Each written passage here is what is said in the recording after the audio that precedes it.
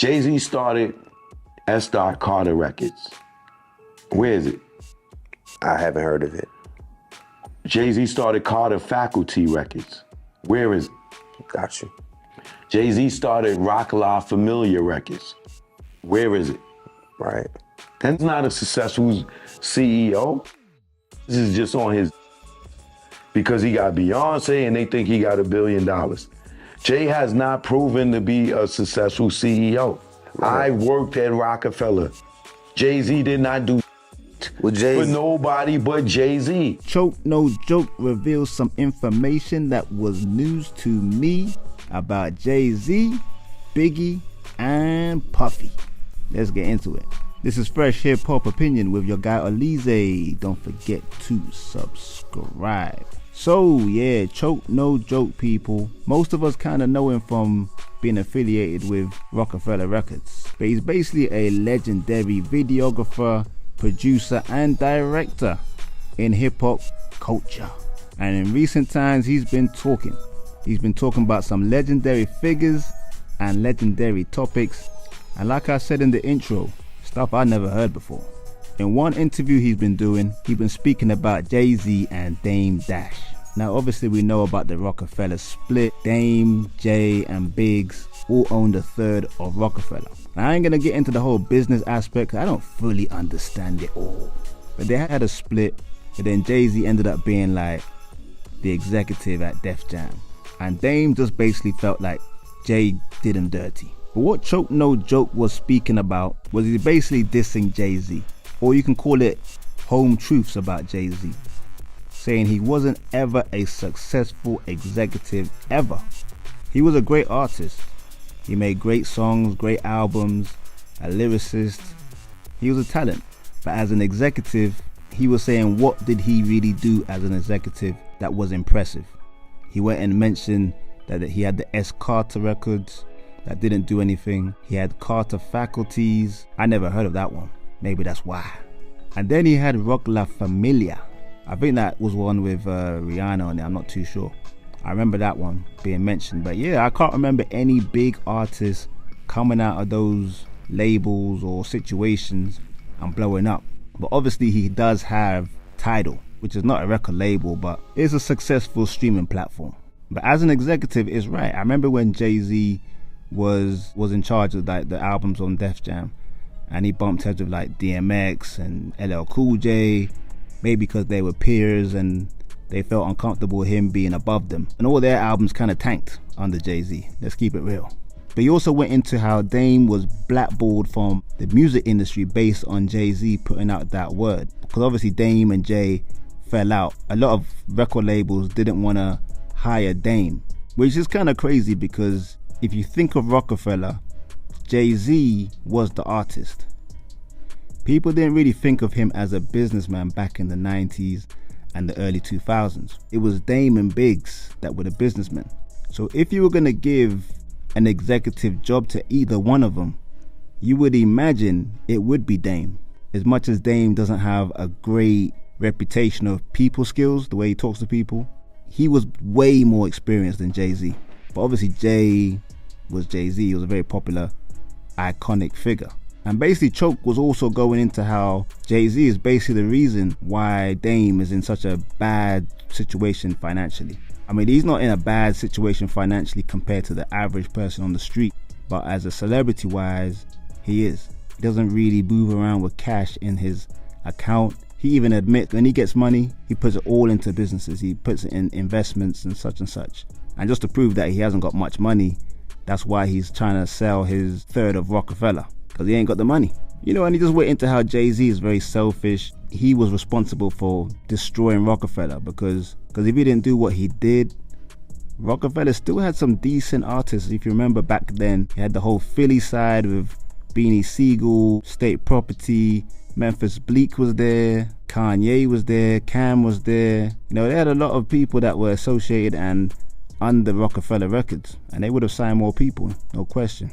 But obviously Jay-Z had a bigger picture in his mind. He wanted to get into that corporate world, do business with the big corporations out there, where Dame Dash was more staying independent, getting your money, flipping it, and never having to work for anyone. So right there you can see there was a big difference in philosophies and how they want to conduct themselves in business.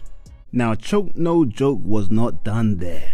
He started speaking about transgenders. And before I start, he wasn't disrespectful. But he revealed some things that I'm gonna tell you the truth, I did not know, and I consider myself to know a lot. Well, the story kind of started that he was speaking about homosexuality in hip-hop. And he just said, yeah, there's a lot of that in hip-hop. And he had a story about how he went out with Puffy and Lil Kim was there and a whole bunch of other celebrities and music industry individuals. And they went to Steve Rifkin's house, another legendary figure in hip-hop. Diddy has hit on me at Steve Rifkin's house. What was And your... everybody at the house was gay, but I didn't know it until I really paid attention and looked around at my surroundings. I'm like, oh shit.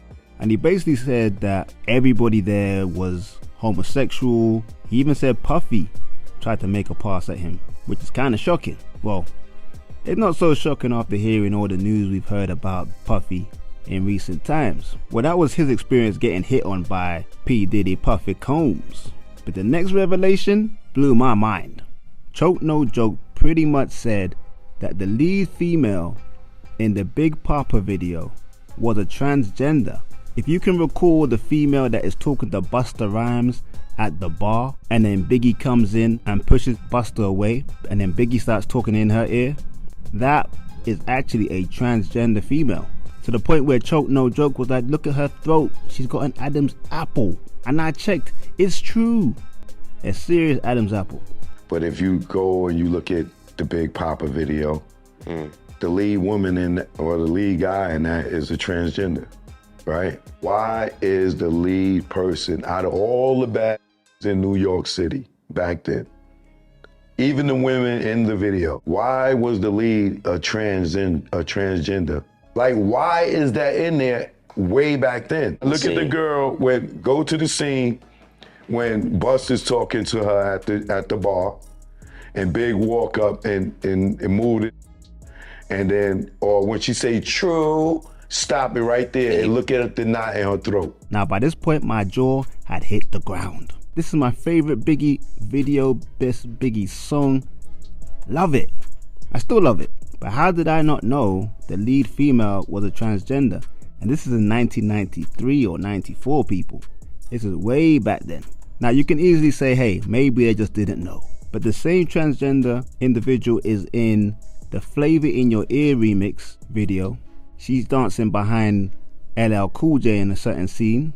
And then she's also in the Warning video. She's one of the individuals in bed with Biggie, kind of near the beginning, I believe. Biggie actually shoves her off him when he's on the phone. Now, that's 3 videos Bad Boy related, and the same individual, which happens to be a transgender in the video. And obviously 2024 ain't a big deal, but in 1994, in a genre like hip-hop, that's kind of unheard of. Let's keep it real. And the other link to these videos was apparently Hype Williams was a director. So Hype Williams directed all 3 videos, and the same transgender individual was in the videos. And Choke No Joke even said that there was a rumor that the transgender was Hype's partner on the low. That's just a rumor. It's not confirmed. Hype Williams is the director, and she's the lead in all 3 of those videos, and he's the director of all 3 of those videos. And it's rumored that that was his chick. And you know, recently people be talking about Biggie's suspect lyrics. Anyone who knows what I'm talking about knows what I'm talking about. But seem to ride the line of playing both sides of the fence. I'll put it like that. But like I said before, it's 2024.